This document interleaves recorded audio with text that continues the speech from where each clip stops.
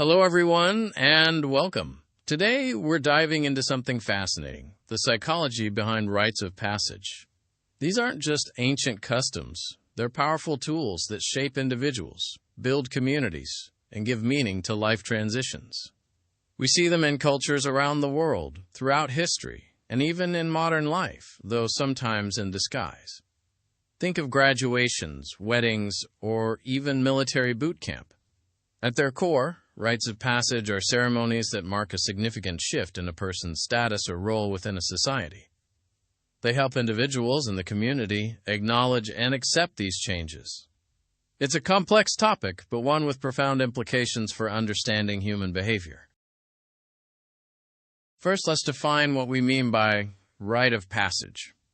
Generally, they consist of three stages: separation, liminality, and incorporation. Separation involves removing the individual from their previous status. This can be a physical separation, like going into the wilderness, or a symbolic one, like changing clothes or shaving one's head.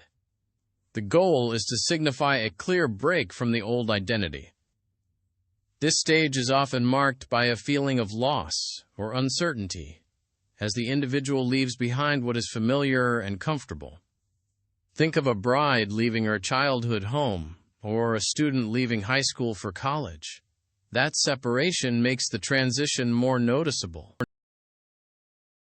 Next comes liminality, the in-between stage. This is where the individual is no longer their old self, but not yet their new one. It's a period of ambiguity, uncertainty, and often testing. This phase is usually the heart of the rite of passage, filled with challenges, rituals, and learning. In some cultures, liminality involves physical ordeals, like fasting or enduring pain. In others, it might involve intense study or spiritual contemplation. The individual is in a vulnerable state, open to new experiences and insights.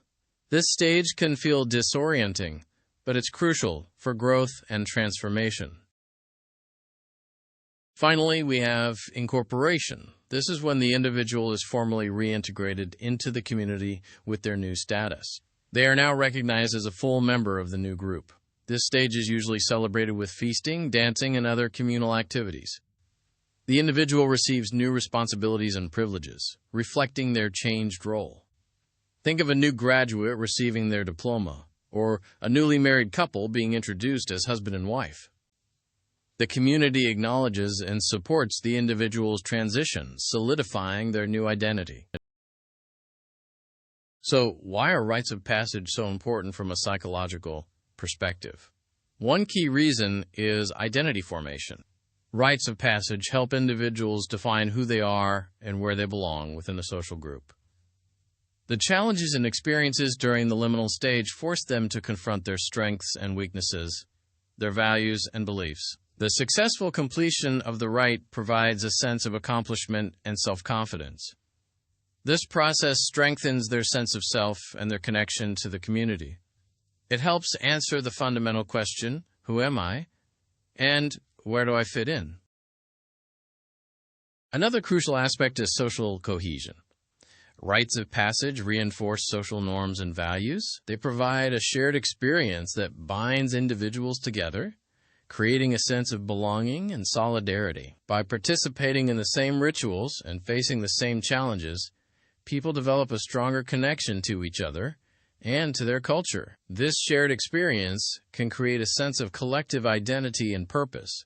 It reminds everyone of their roles and responsibilities within the social structure, promoting stability and harmony. Rites of passage also serve to regulate social roles and behaviors. They clearly define the expectations and responsibilities associated with different stages of life. For example, a coming-of-age ceremony might teach young people about their responsibilities as adults, including marriage, family, and community service. These ceremonies help to socialize individuals and ensure that they understand the rules and norms of their society. By clearly defining roles and expectations, rites of passage help to prevent conflict and maintain order.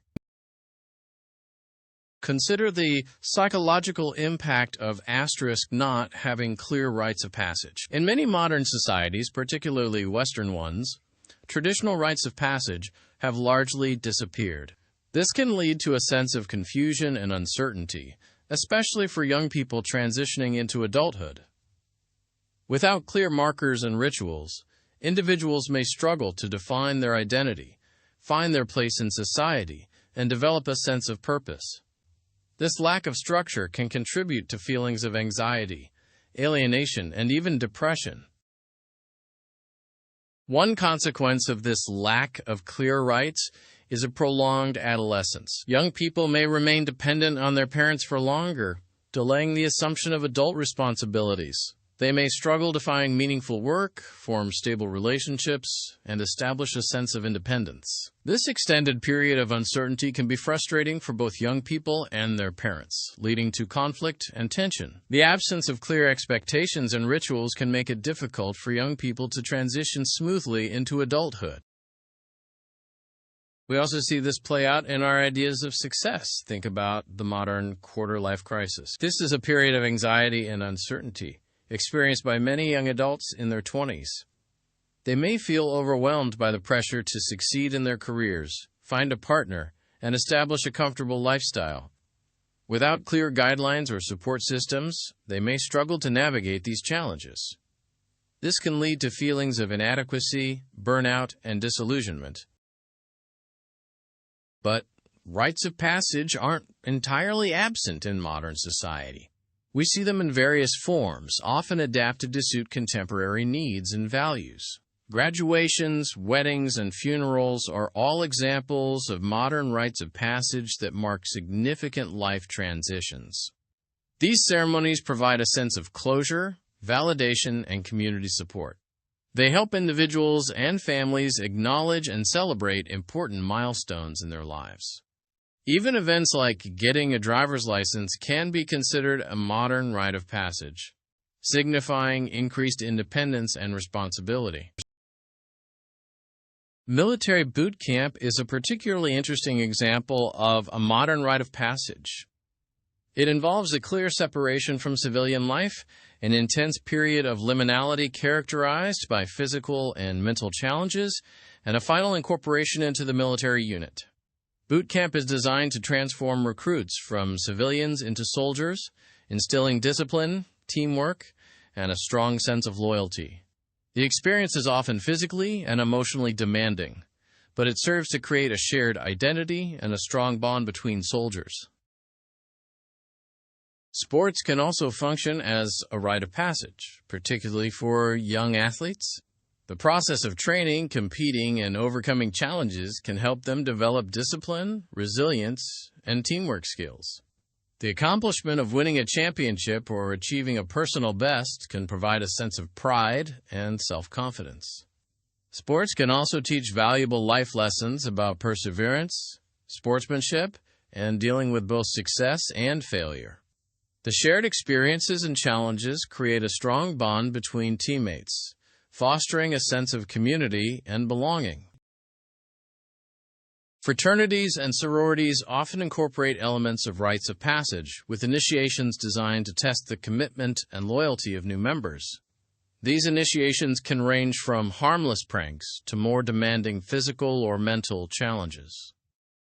The goal is to create a sense of exclusivity and belonging, strengthening the bond between members. However, it's important to note that some fraternity and sorority initiations can be dangerous or harmful, raising ethical concerns about hazing and abuse. Even seemingly mundane events can take on the characteristics of rites of passage. Think about getting your first job. It marks a transition into the world of work, with new responsibilities, expectations, and challenges. It's a step towards financial independence and self-sufficiency. Or consider the experience of buying your first home. It's a significant investment and a symbol of stability in adulthood. These everyday experiences can shape our identities and contribute to our sense of self-worth. From a psychological perspective, the effectiveness of a rite of passage depends on several factors.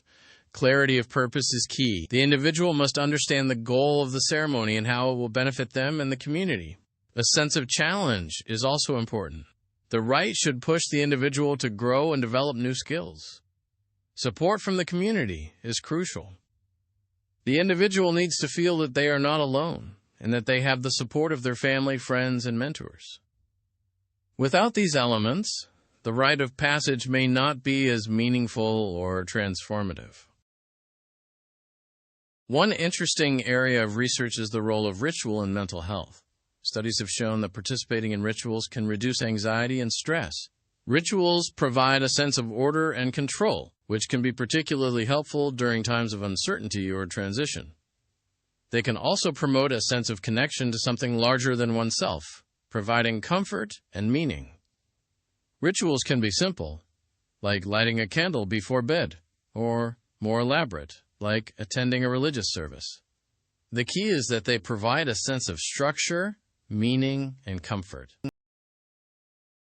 The power of storytelling is also central to rites of passage. Stories help to transmit cultural knowledge, values, and beliefs from one generation to the next. They provide examples of how to live a good life and overcome challenges. During rites of passage, individuals often hear stories about their ancestors, their history, and their place in the world.